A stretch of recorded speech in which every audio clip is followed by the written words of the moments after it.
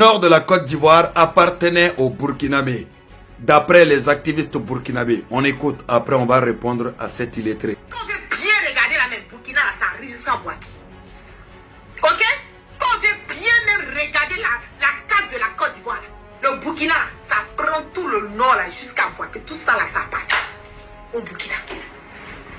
Tout ça va passer au Burkina. Voilà des gens comme ça que les Burkinabés écoutent. Comment tu veux que le Burkina avance? Comment? Je vous ai dit, il faut aller à la Mecque, aller chercher l'eau bénite et puis verser dans tout Burkina pour délivrer ce pays-là. C'est incroyable. Ce que ces illettrés-là sont en train de confondre, c'est-à-dire entre 1932 et 1947, la Haute-Volta a été rattachée à la Côte d'Ivoire.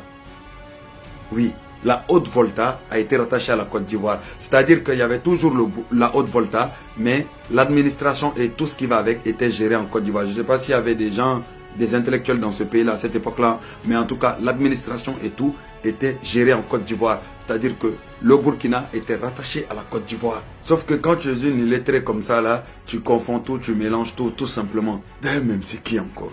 Hein?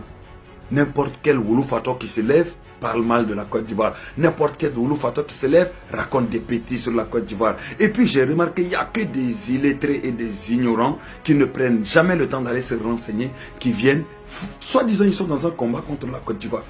Hein? Comment on peut être aussi ridicule? Et puis pardonnez, les gars, à partager pour que le monde entier voit, pour qu'au moins on va éclaircir cela. Oui, entre 1932 et 1947, le Burkina était rattaché en Côte d'Ivoire. C'est-à-dire c'était la Côte d'Ivoire qui gérait le Burkina tout simplement. Il ne s'agissait pas d'un changement de frontière, non, c'était juste question administrative, une union administrative. Mais pour comprendre cela, il ne faut pas être illettré comme cette... En gros, c'est comme si aujourd'hui, le Burkina Faso était rattaché à la Côte d'Ivoire pour tout ce qui est administratif et autres. Parce que peut-être qu'il n'y avait pas des gens assez compétents pour pouvoir gérer le Burkina ou je ne sais pas. Bref, en tout cas, c'est comme si c'était le Burkina qui était rattaché à la Côte d'Ivoire au jour d'aujourd'hui concernant tout ce qui est administratif. J'espère que vous avez compris maintenant. Et la Haute-Volta a été détachée en 1947 de la Côte d'Ivoire.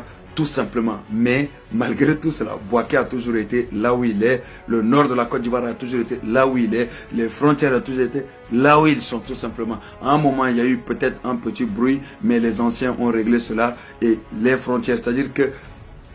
je ne sais même pas comment expliquer ça à cet illettré-là. C'est incroyable comment on peut être aussi complètement ridicule en tant que femme et raconter de la merde comme ça. Je suis désolé. S'il vous plaît les gars, il faut la taguer sur cette vidéo-là pour qu'on puisse lui apprendre des choses. Elle et les illettrés et ses compagnons qui la suivent dans ces bêtises-là. Madame, je ne sais même pas comment elle s'appelle cette chose-là. Là. Est-ce que tu es au courant que Bouaké a été fondé en 1898 et que la Haute-Volta a été créée en 1919, c'est-à-dire 21 ans après Bouaké. Donc, est-ce que ça va chez vous?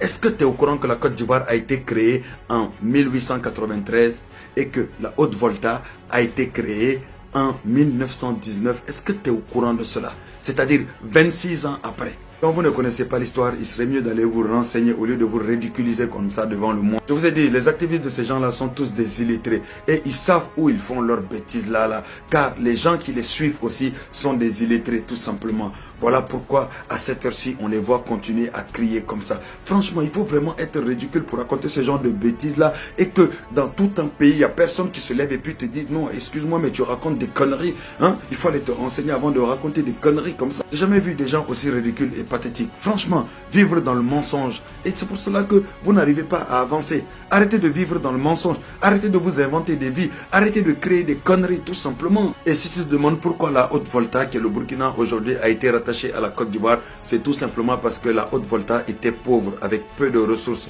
tout simplement. Et la Côte d'Ivoire se développait plus rapidement. Et cela coûtait cher à l'administration. Donc pour faciliter les choses, ils ont rattaché la Haute-Volta tout simplement à la Côte d'Ivoire. Et les gens de la Haute-Volta servaient seulement de main d'œuvre pour construire la Côte d'Ivoire. Que ce soit café, cacao, chemin de fer et autres. Va apprendre ton histoire. Ça va t'aider un peu. Il serait temps vraiment que les vrais enfants du Burkina se lèvent et commencent à parler à ces gens-là. Parce que franchement, vous êtes en train de piétiner la dignité et l'honneur de tout un pays. Juste parce que vous avez les armes, vous êtes les plus forts. Et que la population ne peut pas dire son mot face à vous. Mais franchement, c'est ridicule. Vive la Côte d'Ivoire. Vive le président Alassane Ouattara. Ado à jamais.